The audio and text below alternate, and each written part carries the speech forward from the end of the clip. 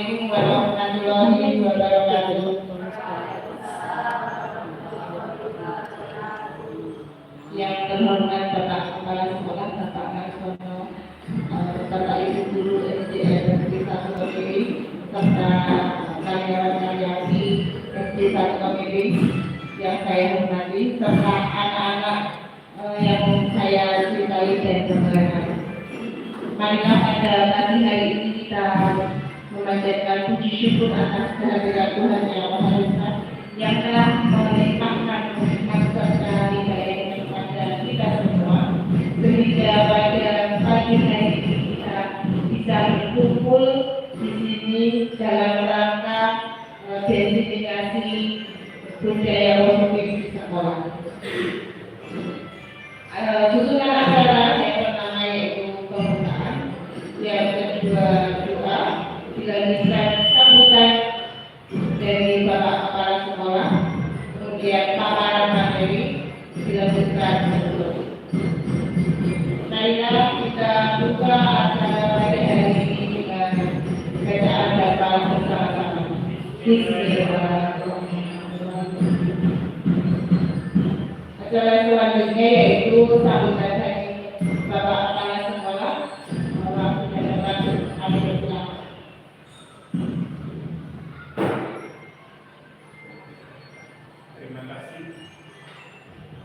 Terima kasih Bu Ruli yang telah memberikan waktunya kepada saya untuk memberikan sambutan pada kegiatan desiminasi budaya positif dari calon guru penggerak yang kebetulan ini angkatan yang ke-11. Untuk itu yang pertama saya ucapkan yang terhormat dan saya banggakan calon guru penggerak Ibu Tri Suti, Ibu Ika Mardiani dan Ibu Dwi Lumiati. Yang saya hormati Bapak Guru SD 1 Pemilih yang saya cintai dan saya banggakan anak-anakku siswa-siswi SD 1 Pemilih. Puji syukur kita panjatkan kehadiran Allah Subhanahu wa Ta'ala atas limpah-limpah dan hidayahnya kita dipertemukan di awal ini dalam rangka kegiatan desiminasi budaya positif. Alhamdulillah ini SD 1 Pemilih sudah melakukan budaya positif dan sudah berjalan konsisten. Dengan adanya Bapak Ibu sebagai calon guru penggerak, semoga budaya positif di SD Negeri 1 Pemilih lebih berkembang lagi, lebih dari yang sudah dilaksanakan di SD Negeri 1 Pemilih. Budaya positif sangat perlu dan sangat penting untuk peningkatan kualitas pendidikan di SD Negeri 1 Pemilih yang tentunya saja tidak hanya pada bidang kognitif, tapi pada bidang afektif dan psikomotor. Saat ini kita masih punya PR budaya positif yang semua anak belum bisa dan mau menerima budaya positif kita tentang kedisiplinan dan tanggung jawab. Untuk itu mari kita bersama-sama untuk meningkatkan budaya positif, terutama bidang tanggung jawab, kedisiplinan dan kemandirian.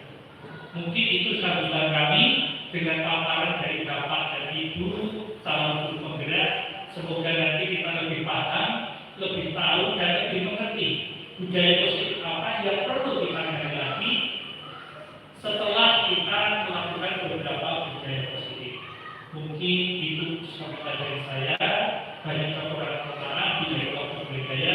Wassalamualaikum warahmatullahi wabarakatuh.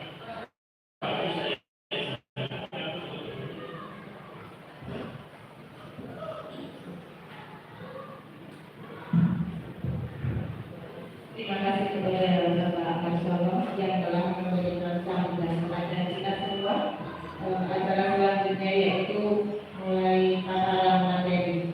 Bapak Ibu, sebelum kita ke materi, lebih baiknya kita refresh otak dulu gitu Bapak Ibu, biar kita tidak tegang.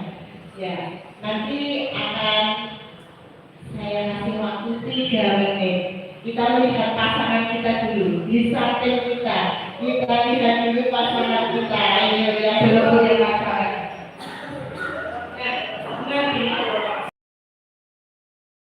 Boleh sama siapa saja. Nanti akan saya bagikan kertas. Nah, kertas ini tolong gambarkan teman bapak ibu dan anak-anak di sampingnya. Gambar saja sejadi-jadinya, sebagus mungkin. Setelah digambar, maka tolong dijelaskan apa yang bapak ibu dan anak-anak gambarkan. Itu nih, orangnya bagaimana, perasaannya bagaimana pada saat ini, seperti itu. Ya.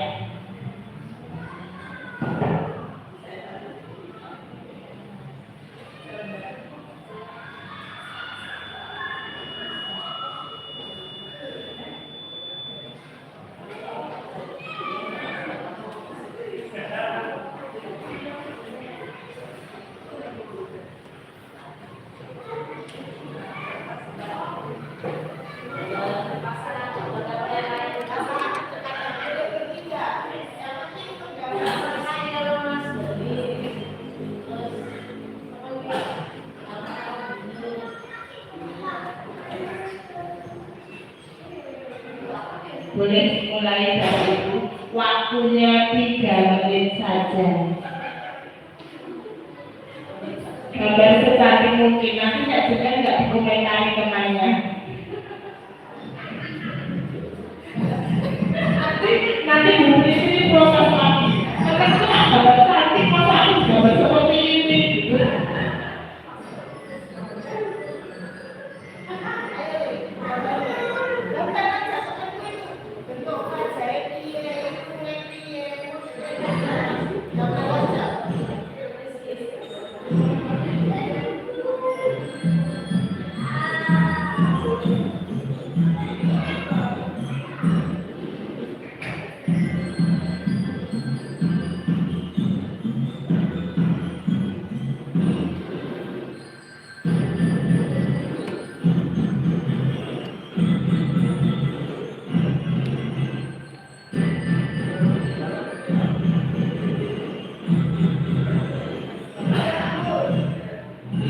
Sudah selesai Bapak Ibu?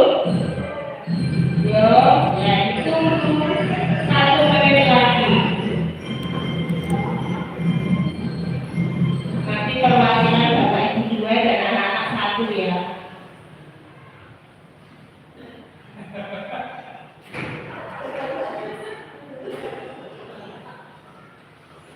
Ayo Pak Sis sudah jadi. Wow, gambarnya Pak Sis luar biasa.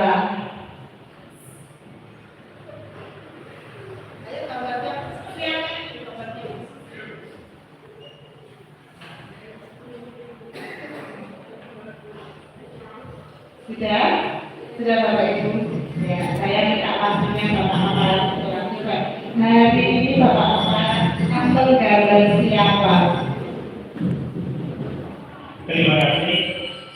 Saya menggambar Pak Siswana. Ibunya masuk. Bapaknya anak-anaknya pintar. Kemudian kami ini ada Al-Quran juga masih beliau religius. So di sini ada pulpen mengatakan beliau seorang pendidik. Dan beliau punya banyak uang baik dolar maupun rupiah. Ya, terima kasih Bapak Mas. Hari ini Bapak Mas menggambar Pak Sis yang menggambarkan kalau ternyata Pak Sis itu religius. Sebagai guru yang profesional sangat diharapkan oleh murid-muridnya, terutama murid kelas 1 ternyata ngefans sekali sama Pak Sis. Ya, selain itu Pak Sis juga mempunyai banyak dolar ternyata, dolar yang besar maupun dolar yang kecil. Terima kasih Bapak. Ya, selanjutnya coba anak-anak sudah selesai belum? Belum? Nah, Aska yuk sini Mas Aska. Coba Mas Aska hari ini baca boleh. Bilang saja gambar siapa dan jelaskan. Bapak Marsono. Iya. Gambarnya bagus sekali. Kami salah gambarnya.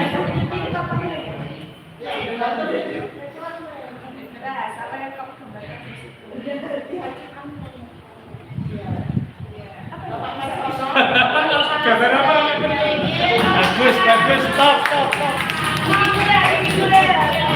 Satu lagi saya minta ibu guru.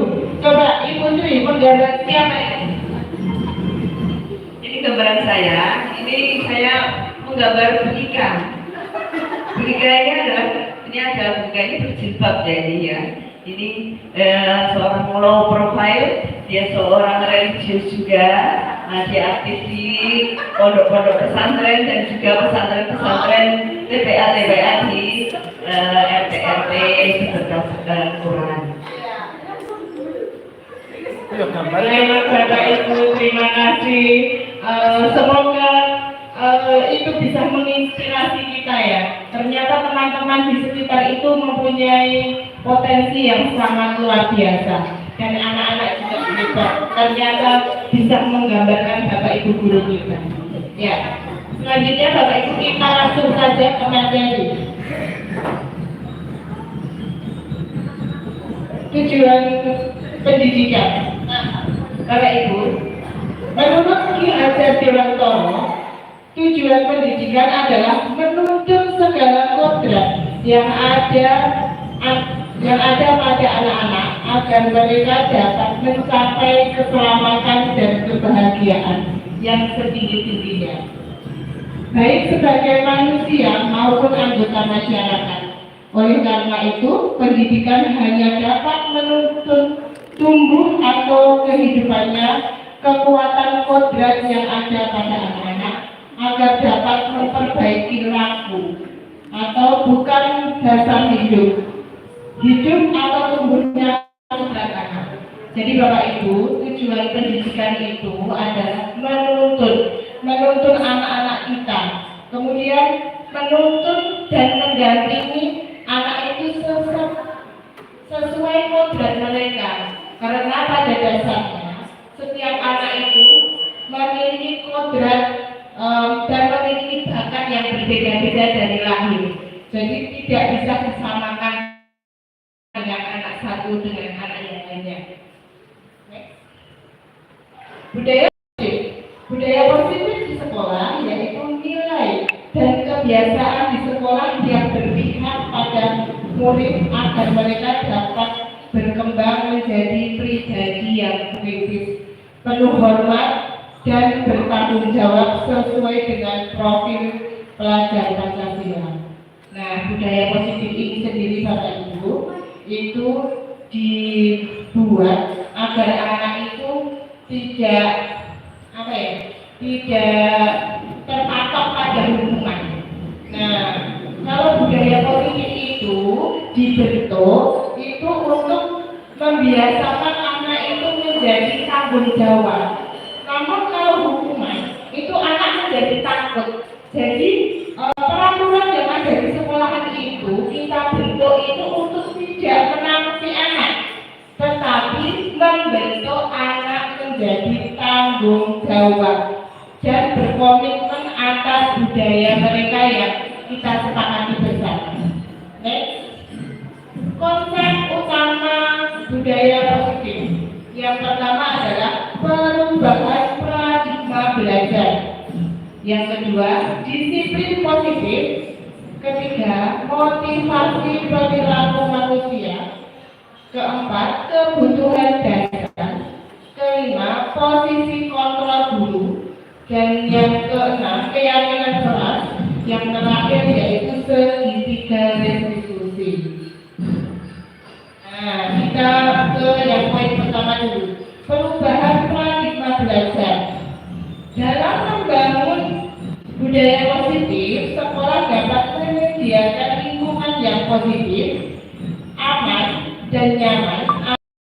Siswa mampu berpikir, bertindak, dan mencapai menciptakan dengan mereka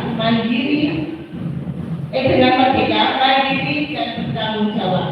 Disiplin sangat berkaitan dengan kontrol guru terhadap siswa. Nah, di sini Bapak Ibu. Kemudian selanjutnya, perubahan paradigma stimulus respons teori kontrol atau teori teori pilihan. Siapa sih sesungguhnya yang memiliki kontrol? Nah, di sini akan kita cari siapa yang memiliki kontrol dalam budaya positif itu. Kemudian ada stimulus respon dan teori kontrol pilihan. Yang pertama, kita mencoba mengubah orang agar berpandangan sama dengan kita. Kira-kira bagaimana Bapak Ibu? Apakah bisa kita itu mengubah orang itu agar pandangannya itu sama dengan kita, agar pola pikirnya itu sama terus sama kita? Kira-kira bisa nggak?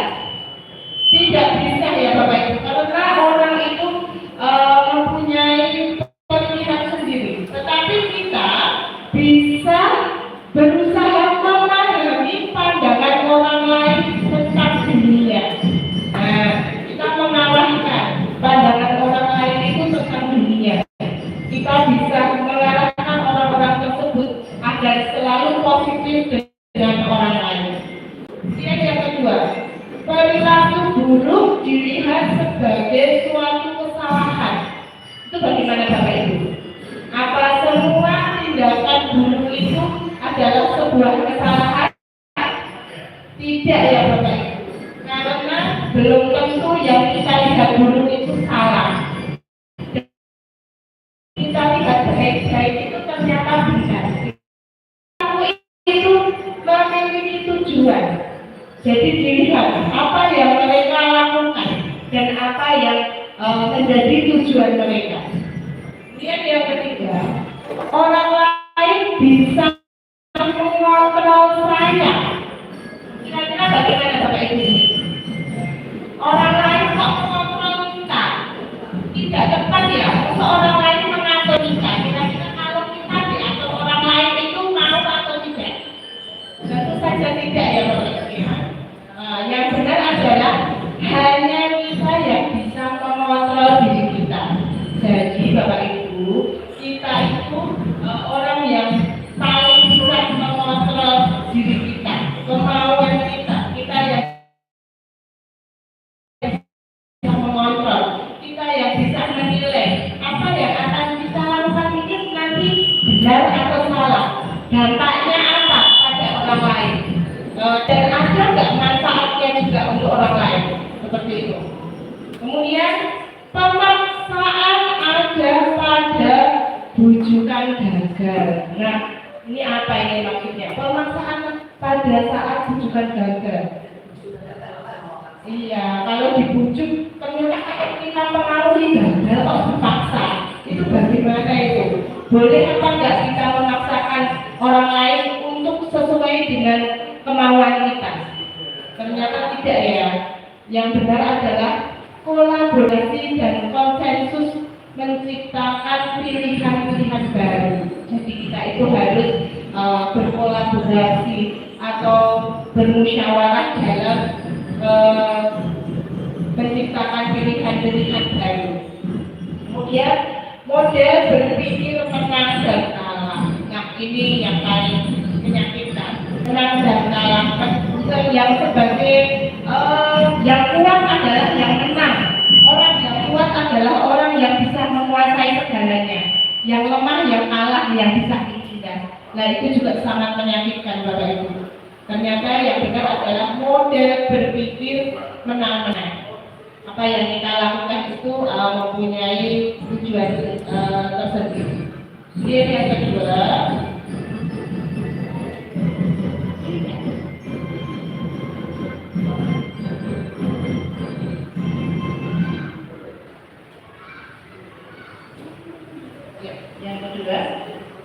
disiplin positif. Apa makna dari disiplin positif itu? Ya. Disiplin positif adalah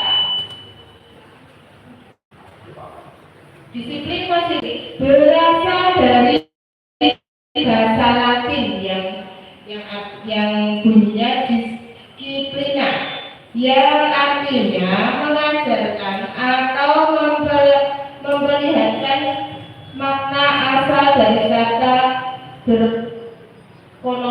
berkonotasi dengan disiplin diri dari murid-murid. Ya, disiplin diri membuat orang-orang menggali potensi menuju sebuah tujuan.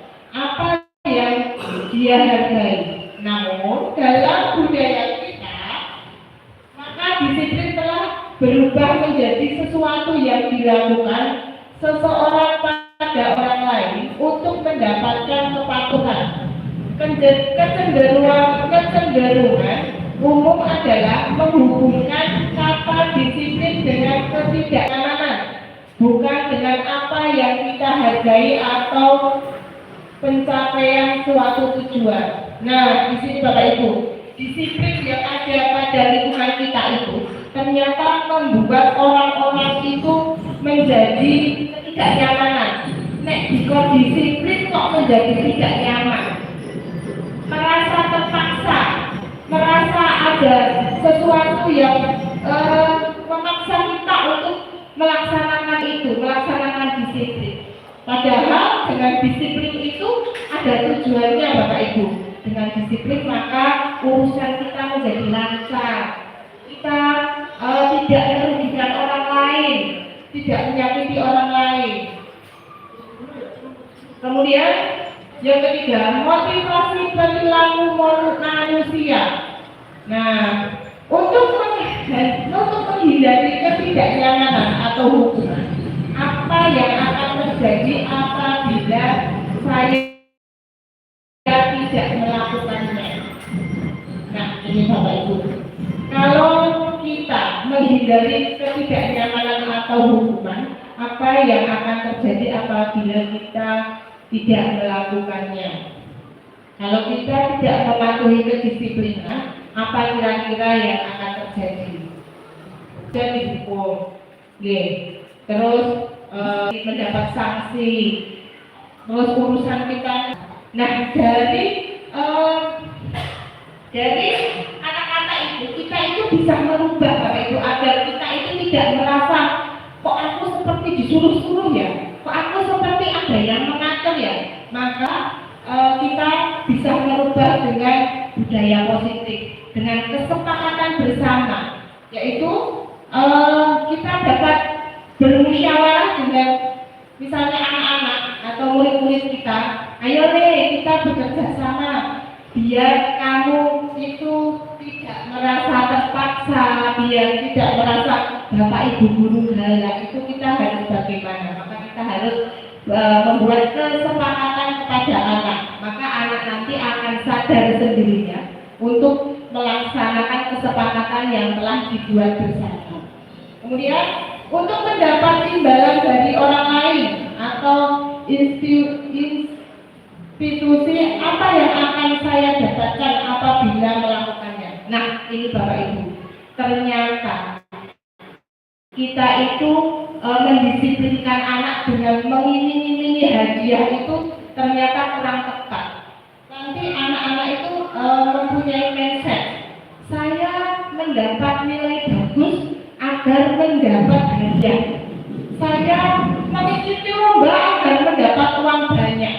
Nah, ternyata seperti itu. Kalau kita itu mengiming-imingi banyak hadiah, harusnya anak-anak itu termotivasi. Kalau saya mempunyai nilai bagus, maka saya akan pinter. Nanti saya akan mendapat sekolah yang saya inginkan. Seperti itu. Atau kalau saya mengikuti lomba, nanti kalau saya menang, itu saya akan mudah mencari sekolah yang saya inginkan. Jadi kita harus menanamkan seperti itu Bapak Ibu. Jadi bukan berarti nek anak-anak itu mendapat nilai bagus, nek mengikuti lomba, atau kalau berangkat sekolah misalnya tidak telat nanti nilainya bagus. Nah, itu ternyata sesuatu yang tidak tepat. Kita harus menanamkan pada diri anak agar anak itu mempunyai motivasi pada perilakunya sendiri untuk mendisiplinkan diri mereka sendiri. Kemudian selanjutnya untuk menghargai diri sendiri, saya akan menjadi orang yang seperti apa bila saya melakukannya. Nah, tujuannya di sini Bapak Ibu. Anak-anak didisiplinkan diri. Jadi anak-anak itu ditanamkan Kalau kamu disiplin, nanti kamu itu akan menjadi apa dan bagaimana. Itu tujuan kita. Next, motivasi perilaku manusia. Motivasi perilaku manusia merdeka. Menurut Ki Hajar Dewantara, merdeka itu artinya tidak hanya lepas dari perintah, akan tetapi juga akan membuat pemerintah diri sendiri. Nah, tidak hanya diperintah. Masa orang kok diperintah terus, itu namanya bukan merdeka, tetapi kita dapat memerintah diri kita sendiri. Motivasi internal untuk menjadi orang yang mereka inginkan dan menghargai diri sendiri dengan nilai-nilai yang mereka percaya. Di situ dapat kita hindari hukuman dan pemberian penghargaan yang berlebihan untuk meminimalisasi motivasi eksternal pada murid. Nah, ini sudah saya jelaskan tadi ya Bapak Ibu, kalau ternyata hukuman itu juga menyakitkan bagi anak. Mereka merasa sedih, kadang mereka mempunyai kecewa sampai mereka nanti lulus masih kemudian merasa mereka tidak. Selain itu, pemberian hadiah yang berlebihan itu ternyata juga menanamkan sifat yang tidak baik kepada anak. Mereka menjadi bertujuan mendapat hadiah, bukan mendapat prestasi. Dihukum oleh penghargaan. Dihukum oleh penghargaan. Pengaruh jangka panjang dan jangka pendek. Nah, di sini penghargaan efektif jika kita menginginkan seseorang melakukan sesuatu yang kita inginkan dalam jangka pendek. Nah, dengan memberikan hukuman atau memberikan hadiah yang besar kepada anak-anak itu ternyata hanya mempunyai efek jangka pendek, tidak untuk kehidupan selanjutnya. Jika kita menggunakan penghargaan lagi dan lagi, maka orang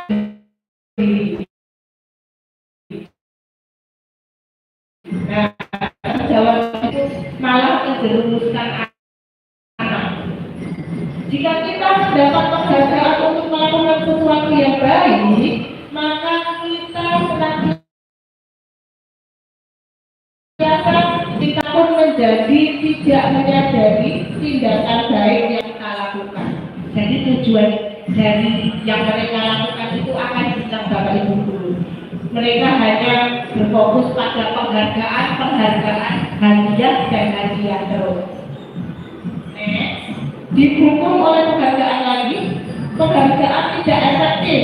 Nah, ini suatu penghargaan adalah suatu benda atau peristiwa yang diinginkan, yang dibuat oleh masyarakat.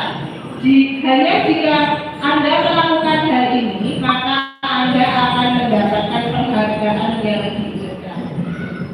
Lalu jika saya mengharapkan suatu penghargaan dan tidak mendapatkannya, maka saya akan kecewa dan berkecil hati, serta kemungkinan lain kali saya tidak akan berusaha keras seperti sebelumnya. Nah, ini dampaknya kalau anak-anak terlalu mendapatkan penghargaan.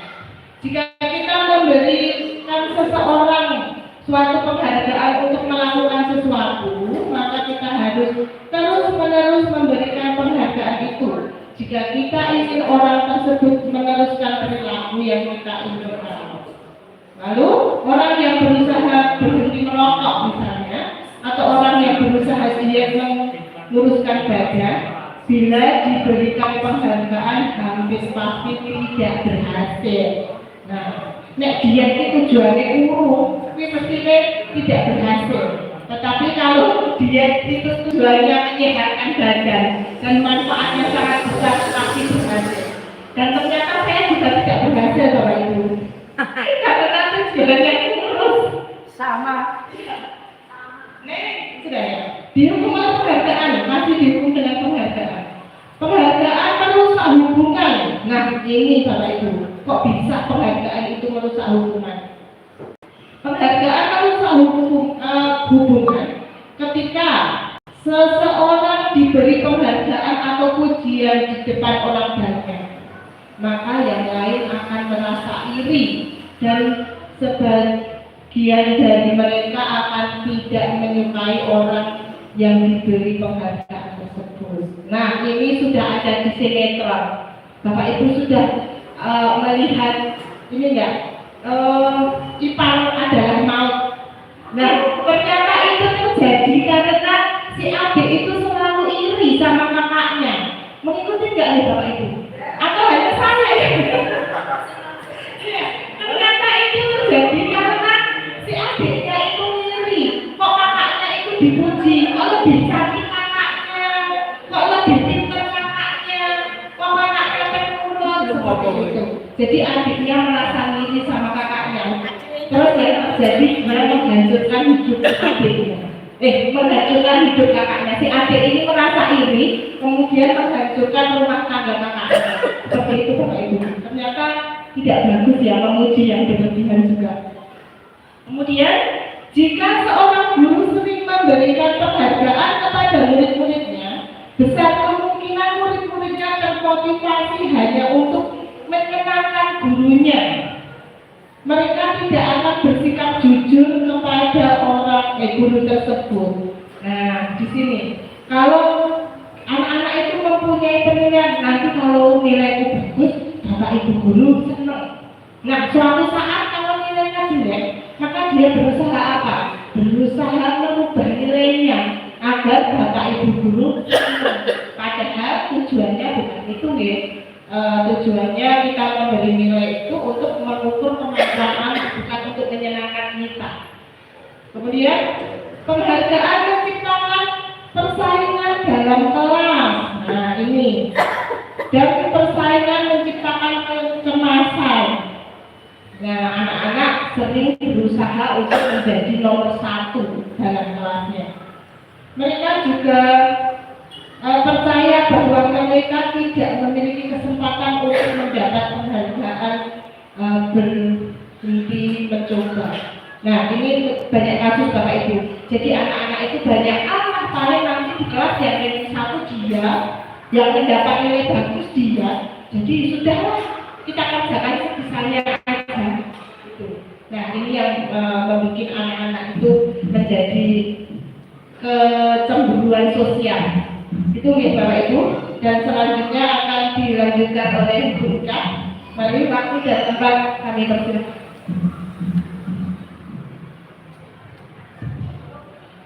Terima kasih atas waktunya ini sudah diberikan oleh Bu Ruli. Dan mari Bapak Ibu kita lanjutkan slide selanjutnya, masih di materi tentang dihukum oleh penghargaan. Jadi di depan Bu Ruli sudah menjelaskan bahwa efek dari pemberian penghargaan bukanlah efek yang positif seperti yang kita harapkan. Kita lanjutkan lagi, yaitu setelah penghargaan itu malah mematikan kreativitas. Apa yang dimaksud? Jadi ketika murid-murid diminta berpikir mengenai hadiah atau penghargaan yang bisa mereka dapatkan bila berhasil, contoh menulis sebuah puisi gitu.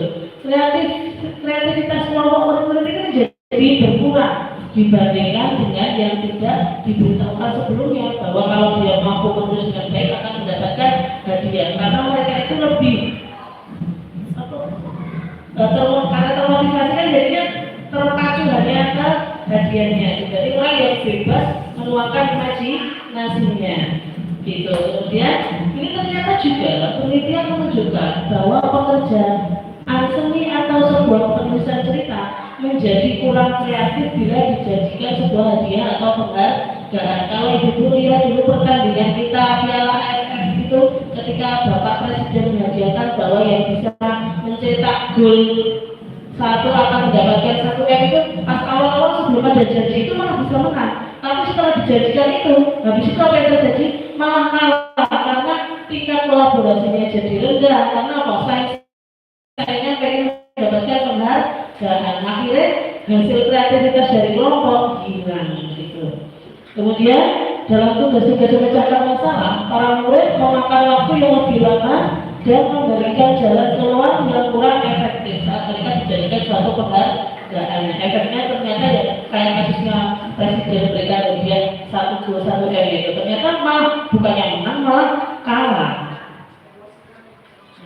Mari kita lanjutkan lagi. Kemudian ternyata penghargaan itu malah menghukum. Apa yang dimaksudnya? Jika penghargaan itu apa yang menghukum? Jadi begini, penghargaan menghukum adalah mereka yang tidak mendapatkan penghargaan.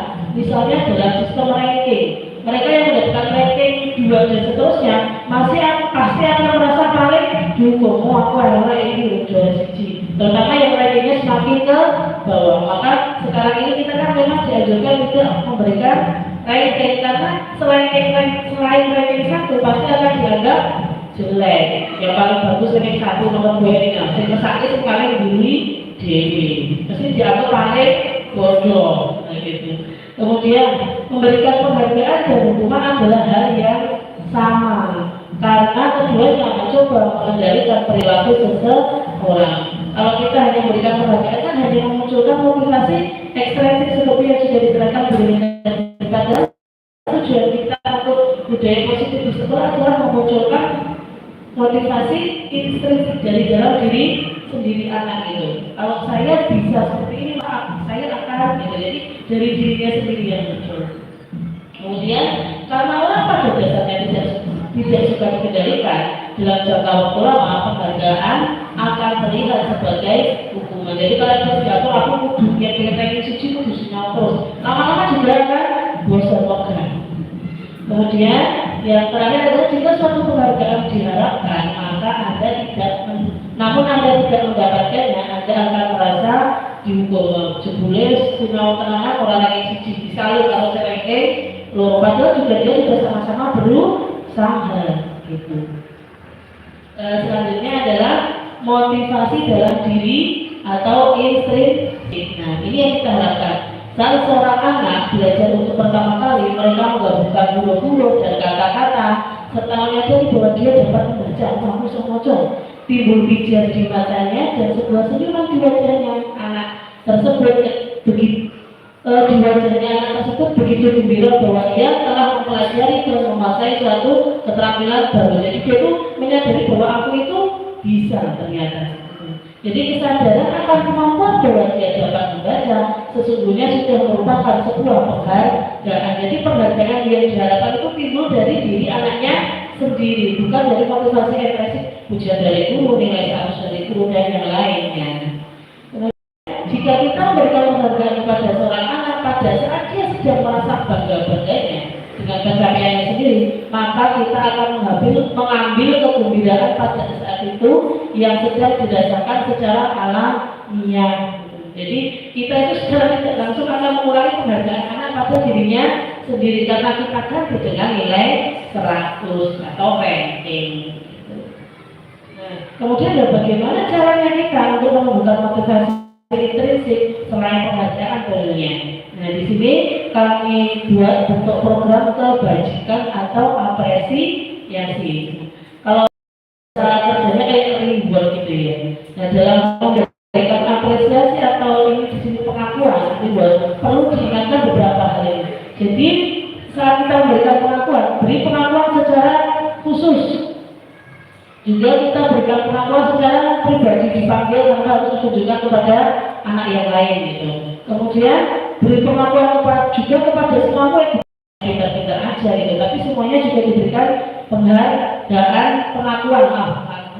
pengakuan secara bergantian. Dan yang selanjutnya adalah beri pengakuan secara konsisten. Walaupun ketika anak itu sedang pelajaran tertentu turun, tapi pelajaran yang lainnya tinggi, dia tetap kita motivasi untuk agar dia itu memunculkan motivasi. Oh, kamu nggak apa-apa, hari ini mungkin belum bagus, tapi kamu bisa belajar lagi. Kamu tadi mungkin tidak mendengarkan guru, ke depan mendengarkan lagi, semoga kamu nilainya bisa bagus lagi, contohnya. Kemudian fokus pada beri pengakuan secara konsisten. Walaupun tadi nilainya buruk, nilainya jelek, tetap kita berikan penghargaan.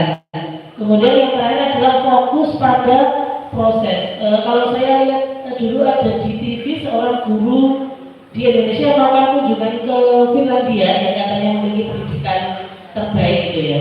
Saat memberikan apresiasi itu mereka menggunakan kata kerja, bukan kata singkat yang sering kita gunakan. Kamu pintar, oh kamu cantik, oh kamu ganteng, bukan. Tapi oh kamu sudah bisa menulis huruf A sampai Z dengan baik. Oh kamu bisa menghitung angka 1 sampai 100 saudara. Jadi kita hargai prosesnya si anak. Lebih lanjut, contoh kalimatnya ini, yaitu contoh pengakuan atau apresiasi kebajikan. Nah, ketika situasinya pada saat menolong murid baru di kelas, misalnya seperti itu. Nah, kita memberikan unggahan, kemarin saya perhatikan rasa empati besar sekali. Jadi, ketika kita fokus ke peristiwanya juga. Kemudian saat situasi si anak pada saat kamu membantu teman-teman di tugas kelompoknya. Guru bisa memberikan kalimat dengan saya menghargai kepedulianmu kepada teman-temanmu saat melakukan kerja kelompok. Kemudian ketika situasi si anak pada saat kamu mengungut kertas-kertas yang berserakan di lantai, guru bisa mengucapkan dengan kata terima kasih untuk rasa tanggung jawabmu. Jadi ini bisa kita masukkan ke nilai kebajikan yang kita harapkan ada pada si anak. Nah ini dulu apa ini hukuman dan konsekuensi. Nah kita akan mencoba membedakan mana hukuman mana konsekuensi. Bagaimana tadi kalau hukuman itu hanya akan memunculkan motivasi ekstrinsik atau intrinsik? Ekstrinsik. Nah, kita akan belajar untuk membuat anak-anak itu menyadari konsekuensi apa dari perbuatannya, begitu. Nah, coba ada yang bisa menjawab soal nomor 1. Bisakah membedakan ini hukuman atau konsekuensi? Anak mencatat 100 kali di dalam buku kalimatnya, saya tidak akan terlambat lagi karena dia terlambat ke sekolah. Ini hukuman atau konsekuensi? Hukuman. Ya, betul sekali. Ini adalah hukuman. Yang kedua, anak disuruh lari mengelilingi lapangan basket 2 kali karena terlambat hadir di sekolah. Kira-kira menurut Mas Atap apa ini? Hukuman atau konsekuensi?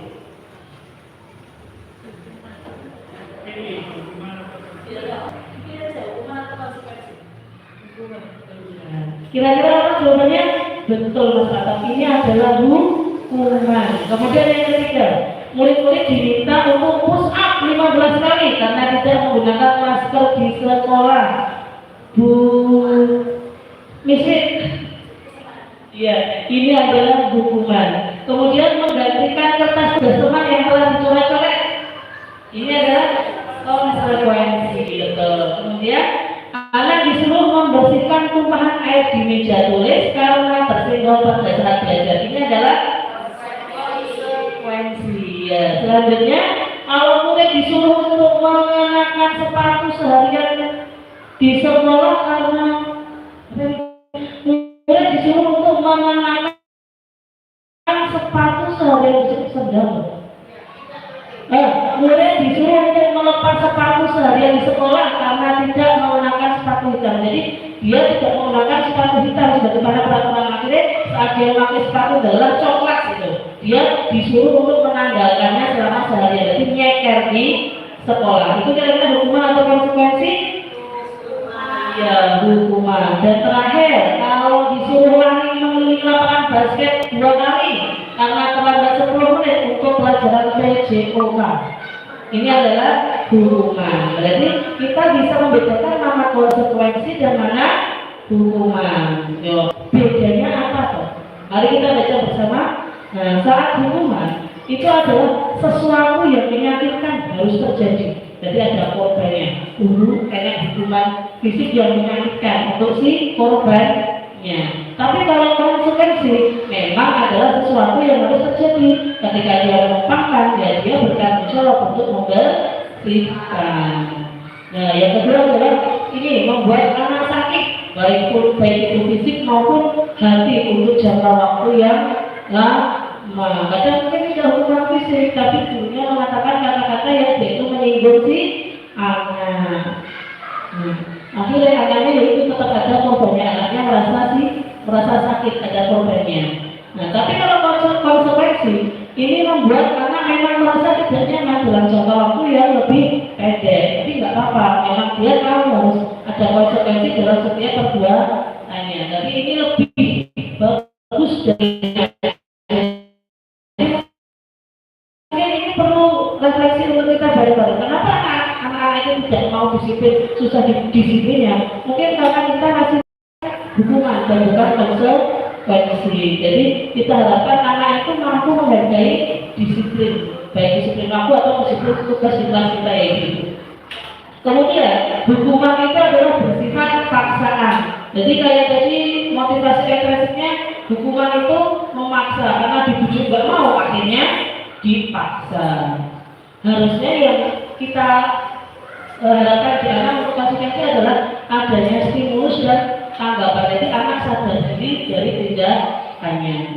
Kemudian perbedaan yang keempat adalah kelima adalah mendorong anak untuk menyakiti dirinya sendiri. Seperti tadi suruh aturan, jadi malah menyakiti dirinya sendiri.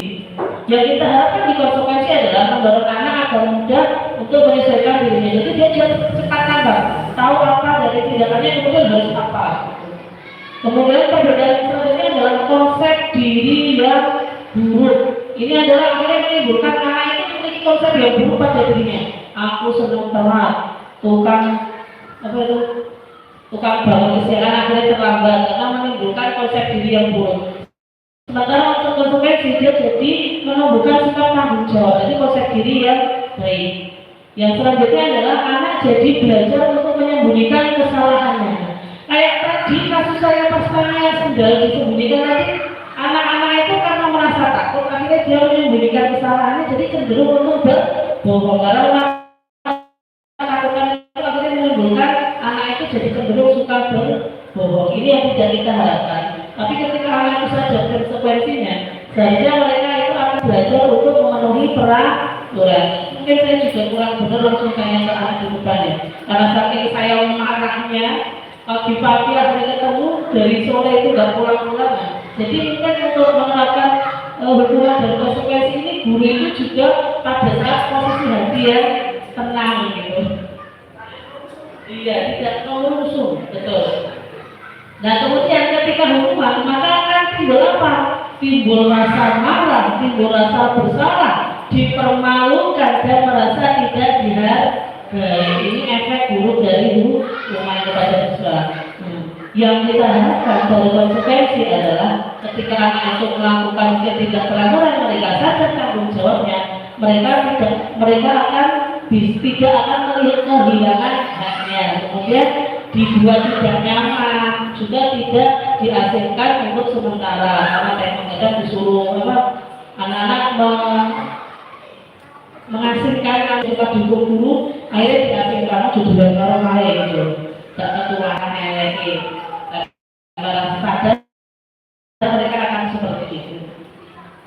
Kemudian ini identitas yang gagal ini adalah contoh ketika hukuman, maka identitas yang kita harapkan ada seorang dibanding hanya mengikuti serangkaian peraturan. Cara membuat keyakinan kelas yang akan kita lakukan ini sudah dilakukan beberapa guru ya.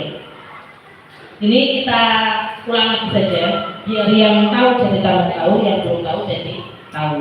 Jadi pertama guru meminta semua murid di kelas untuk menulis apa saja aturan yang perlu disepakati bersama di kelas. Jadi contoh nggak ngobrol, kayak kita dulu ada lagu ini namanya jari apa? Ini namanya jari jempol. Apa kata jari jempol? Saya kalau belajar jangan ngobrol. Jadi bisa ditulis belajar jangan ngobrol. Ini namanya jari apa? Ini namanya jari telunjuk. Apa kata jari telunjuk? Sayang kalau belajar jangan merajuk. Dilanjutkan jari tengah jangan lengah. Dilanjutkan jari manis jangan menangis. Dan yang terakhir jari kelingking apa? Jangan keliling. Itu salah satu peraturan, nggak keliling ketika pelajaran. Nah itu contoh peraturan. Tapi kita sadarkan ke anak, kenapa kalau belajar nggak boleh ngobrol? Kenapa kalau belajar nggak boleh apa tadi merajuk, nggak boleh lengah, nggak boleh menangis, dan nggak boleh keliling-keliling. Nah kita yakinkan ke anak. Nah kemudian ini Kedua, semua usaha dari murid ditulis bapak tulis diperlihatkan bersama. Dan ketiga, kalimat yang sudah disepakati ini menjadi keyakinan kelas diubah menjadi kalimat positif. Artinya sudah tidak ada kata jangan lagi. Tadi kan ada jangan ngobrol, jangan meracun, jangan lengah. Diubah saat belajar di kelas. Perhatikan guru, kan jadi tidak ngobrol sama kan. Nah, saat belajar di kelas duduk dengan tenang, perhatikan instruksi, tidak keliling. Itu dari kata jangan dan tidak itu diubah menjadi positif. Artinya sudah tidak ada kata itu kita terjemahkan ke kalimat yang lain yang artinya sama. Karena kata-kata negatif itu kadang lebih tertolak. Jangka waktu pemakaiannya itu nurunnya si anak itu pendek. Karena kan tadi anak tidak mau dikontrol. Kemudian ini tingkatannya ya. Ketika suatu budaya positif itu sudah kita terapkan, maka lingkungannya akan menjadi positif. Lingkungan positif itu tercipta dari keyakinan di dalam kelas dan keyakinan kelas ini nanti bisa diturunkan ke peraturan kelas. Nah, ini contoh tadi peraturan kelas yang masih bentuknya negatif, dilarang mengganggu orang lain. Kita ubah ke keyakinan kelas menghormati orang lain. Jadi coba kita cermati bersama, kalian lebih suka yang mana? Dilarang mengganggu orang lain atau menghormati orang? Sebaiknya kita menghormati orang lain. Senang yang mana? Diuangkan atau dilarang-larang? Nah, lebih sering diuang ya kan? Karena memang kalimat negatif itu lebih sering tertolak atau lebih sering jangka waktunya itu hanya pendek. Kalau mau jangka panjang ya kita berubahnya ke budaya positif lewat keyakinan kelas. Contoh lagi, kamu harus hadir tepat waktu. Kadang kan merasa terpaksa. Tapi kalau kita pakai keyakinan kelas, menghormati orang lain, kita berkomitmen untuk hadir tepat waktu, itu kan lebih ringan, terasa ringan. Kemudian dilarang melakukan kekerasan. Kenapa dilarang melakukan kekerasan? Diubah keyakinannya, keselamatan, menghormati orang lain, membuat lingkungan menjadi nyaman. Kemudian hanya makan dan minum waktu istirahat. Nah, ini kan masuk ke keyakinan kelas berupa menghormati orang lain. Kemudian dilarang mencoret saat ulangan, dilarang mencontek saat ulangan. Nah, saat kalau kita dilarang peraturan dilarang mencontek, kita ubah menjadi kalau kamu nggak mencontek, maka kamu adalah anak yang jujur, anak yang mandiri. Kemudian dilarang membuang sampah harus tempatnya. Tapi kalau kita sadarkan anak, kalau ruang kelasnya itu bersih, sehat, rapi, maka akan tercipta kesehatan dan keselamatan serta kenyamanan di luar kelas. Jadi kita sadarkan ke anak. Yang terakhir adalah kamu jangan berlari di kelas atau di koridor. Kenapa? Ya karena kalau kamu berlari di kelas, kata pelinggiran ya sakit atau nanti kalau jatuh bisa berbahaya untuk tubuh. Kemudian kita sadarkan, kita munculkan keyakinan kelas tentang keselamatan dan keamanan ketika anak-anak itu beraktivitas di kelas, bukan lagi dengan larangan lewat peraturan. Selanjutnya, ini contoh keyakinan kelas. Di sini guru berperan dalam mewujudkan terbentuknya keyakinan sekolah. Jadi keyakinan kelas bisa ke keyakinan sekolah, kelas atau kelas dengan adanya kesepakatan antara guru dan murid. Jadi bedanya peraturan, kalau peraturan itu hanya dari guru ke murid, tapi kalau keyakinan kelas itu dibentuk bersama. Dan keyakinan kelas itu bisa berkembang, gak hanya satu peraturan untuk satu tahun, tapi untuk keyakinan kelas itu bisa berganti-ganti sesuai kondisi si anak itu. Kemudian, nah ini posisi di sini kita sebagai guru bisa memilih apakah nanti ketika kita menangani tindakan pelanggaran siswa bisa berperan sebagai seorang penghukum, apakah sebagai pembuat rasa bersalah murid, sebagai teman, sebagai pemantau atau sebagai manajer. Untuk selanjutnya nanti bisa masuk ke restitusi. Bisa diterangkan ke Putri. Kita lanjutkan saja. Perbedaannya. Nanti penghukum itu guru yang sukanya menghardik anak, jadi dia kayak bosan tanpa melihat alasannya. Kemudian ini nanti ada video, bisa dilihat bareng-bareng untuk menjelaskan perbedaan mana guru sebagai penghukum, pembuat rasa bersalah, teman, dan juga sebagai manajer. Ya, terima kasih. Ya, dilanjutkan oleh Bu Tri Budiastuti untuk materi selanjutnya.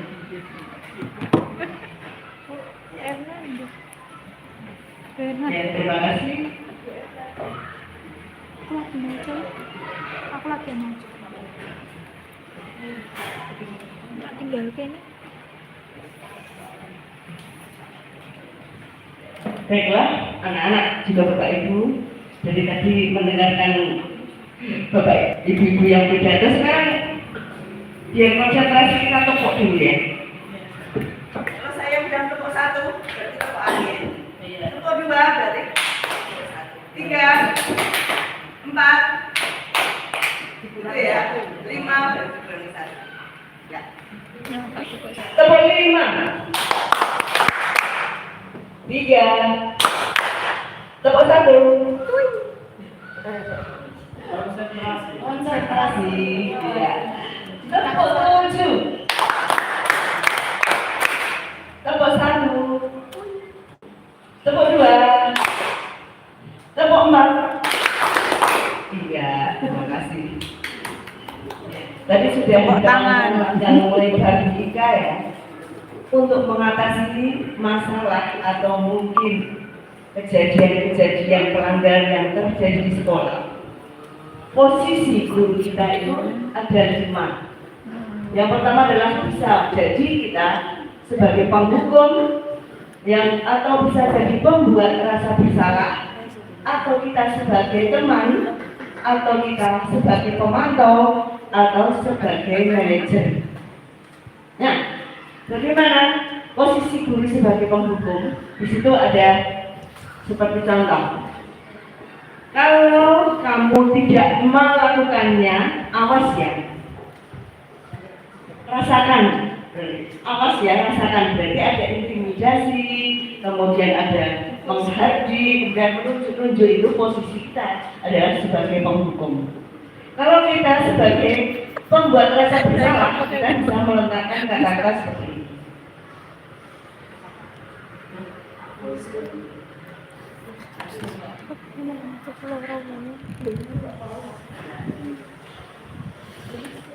Membuat rasa bersalah contohnya, kamu seharusnya sudah tahu.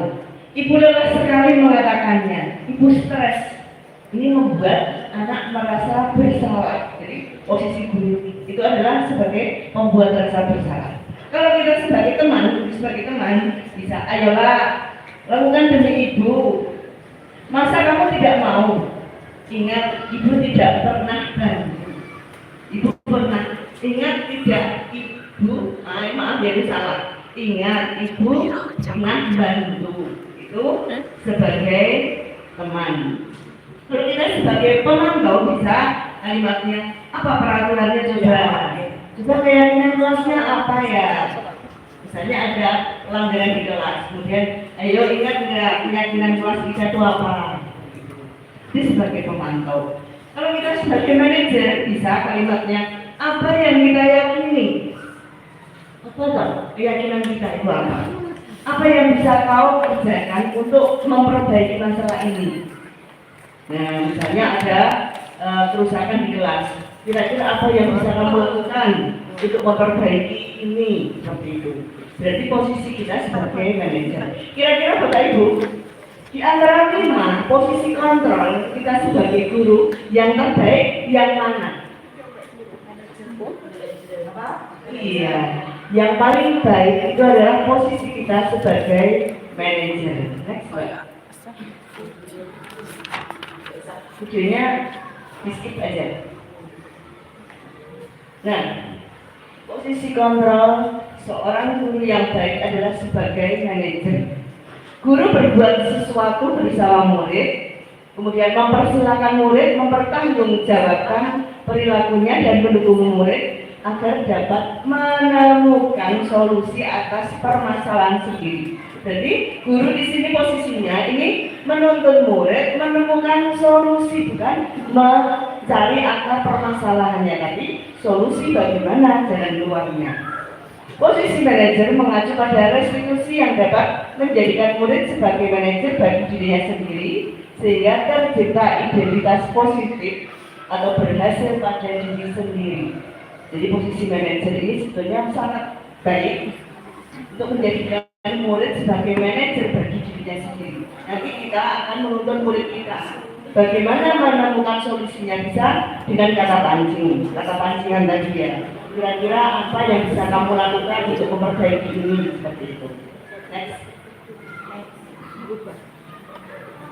Nah, langkah kita sebagai seorang guru jika terjadi pelanggaran atau mungkin menemukan kasus-kasus, ini ada 3 langkah yang disebut dengan segitiga restitusi. Yang pertama adalah langkah kita adalah menstabilkan identitas. Itu bisa dengan cara setiap orang pasti pernah melakukan kesalahan, kata-kata seperti itu. Ya, guru sadar setiap orang pernah melakukan kesalahan. Berarti kalimat yang diutarakan guru tadi adalah menstabilkan identitas. Kamu bukan satu-satunya yang pernah melakukan kesalahan ini. Nah, kalimat itu yang pertama. Kemudian yang kedua, langkah yang kedua adalah validasi tindakan yang salah. Itu bisa guru menanyakan, kamu tentu punya alasan mengapa kamu melakukan itu. Nah, atau mungkin apakah cara yang lebih efektif untuk mendapatkan apa yang kamu butuhkan? Kira-kira kamu tuh membutuhkan apa ya? Atau mungkin kamu punya cara apa yang lebih efektif agar kamu itu tidak mengulangi kesalahanmu lagi. Itu tahap validasi tindakan. Kemudian yang terakhir adalah menanyakan keyakinan.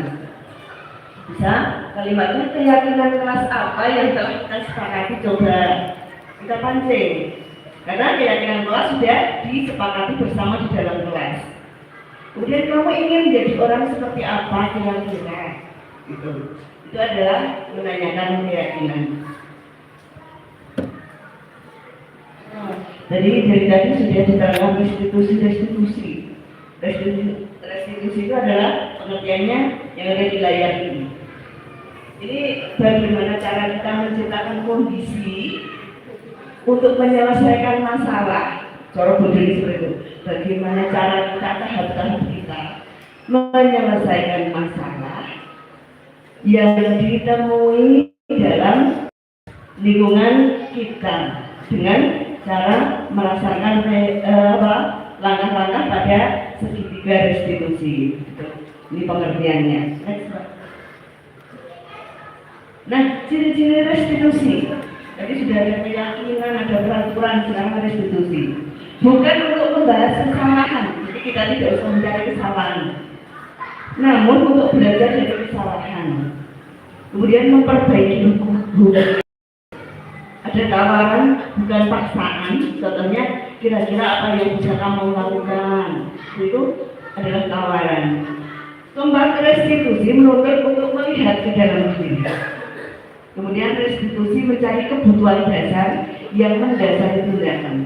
Kalau ada pelanggaran, misalnya anak itu merebut makanan temannya, itu pasti ada salah satu kebutuhan dasar yang tidak terpenuhi. Kita cari, oh ternyata di rumah ibunya ini sibuk, kalau pagi-pagi sudah berangkat bekerja, jadi tidak sempat menyiapkan sarapan. Berarti kebutuhan dasar apa yang belum terpenuhi? Kebutuhan hidup. Iya, kebutuhan hidupnya tidak terpenuhi. Kemudian restitusi diri adalah cara yang paling baik. Restitusi fokus pada karakter dan bukan tindakan. Restitusi fokus pada solusi. Ingat ya, solusi, bukan mencari kesalahan. Restitusi mengembalikan murid yang berbuat salah pada kelompoknya. Jadi tidak membuat anak merasa bersalah, tetapi membuat anak itu merasa sadar akan tanggung jawabnya. Nah, ini contoh menstabilkan identitas tadi sudah saya bacakan ya. Ini bisa menggunakan kata-kata seperti ini, sudah saya bacakan. Next. Nah, untuk validasi kebutuhan ini juga banyak sekali kata-kata pilihan. Validasi kebutuhan. Terus next. Menanyakan keyakinan juga tadi sudah. Lanjut. Nah, skenario sekarang. Praktek segitiga restitusi dalam menyelesaikan masalah. Ada masalah seperti ini. Nanti kita beban kerja sebentar saja, ada 3 menit. Salah satu siswa kelas 6 yang bernama Husna, yang akrab dipanggil Una, lupa tidak membawa pakaian olahraga saat praktek pendas orkes. Ini adalah sebuah masalah bagi guru dan siswa yang harus segera diselesaikan secara nyaman. Berikut ini praktek penyelesaiannya. Nah, nanti saya minta berapa Bapak Ibu guru, kira-kira ada 3 tahap restitusi. Validasi tadi di screen yang mana? Segitiga restitusi. Nah, ini ada 3 tahapan restitusi yang Bapak Ibu nanti lakukan ya. Kira-kira tahapan 1 itu apa? Restitusi yang kedua apa? Yang ketiga apa? Jadi tadi masalahnya ada Una, Husna ya dia lupa tidak membawa pakaian olahraga. Nah, seandainya penjenengan sebagai manajer, posisi penjenengan sebagai manajer, bagaimana restitusi yang akan penjenengan lakukan? Ini saya beri post-it ya, penjenengan tambah di sini. Untuk validasi warnanya hijau.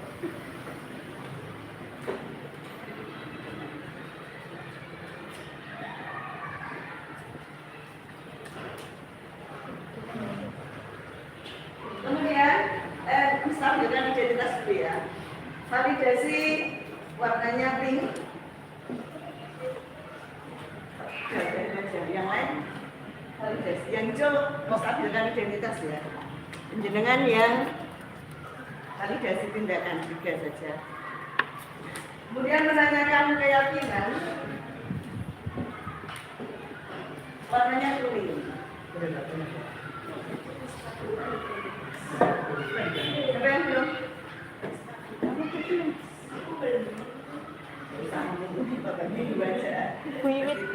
Yang belum?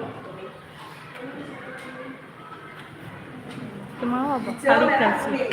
Ini penjenengan di sini hijau di sini. Nanti langkah pertama kita berikan identitas.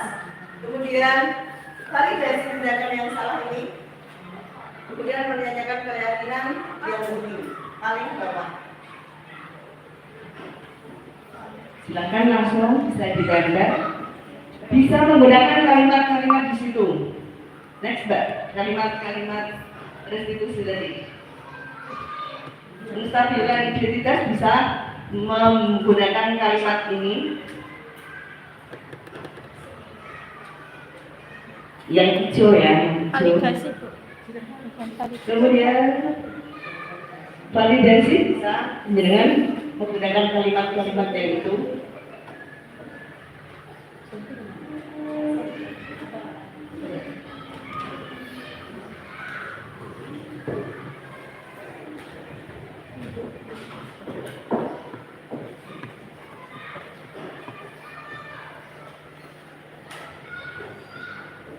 Kemudian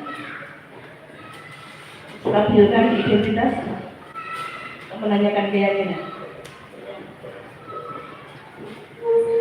Bisa menggunakan kalimat-kalimat itu. Silakan dengan tempel di papan ini.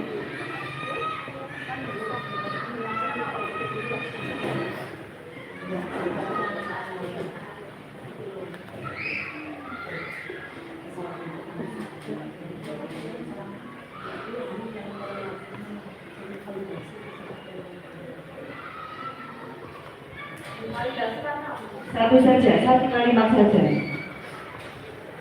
Validasi kuning, validasi. Ini, Bu. 1 saja, langsung tempel. Ya. Validasi pink. Iya.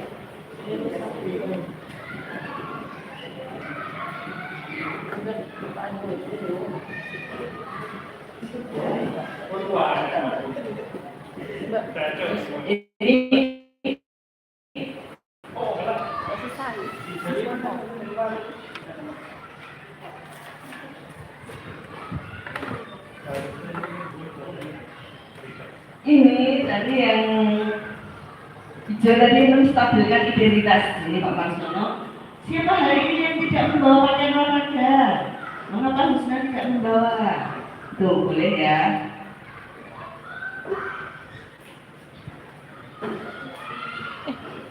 Salah. Kemudian validasi bisa kamu menjadi karyawan. Kamu ingin menjadi karyawan atau pegawai seperti apa? Itu boleh. Ini bukan validasi. Dan yang boleh menanyakan keyakinan.